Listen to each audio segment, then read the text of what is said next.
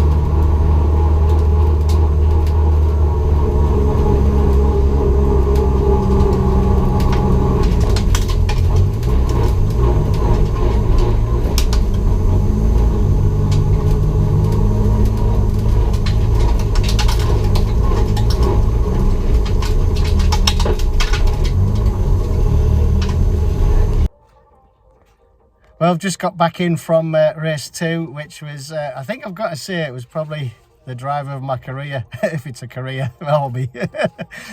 Really, really good start. I started from 6 in the grid, but there wasn't the other cars there, so there was Andy Morrison on pole with Mike Cutt alongside him, and then a few grid boxes and myself.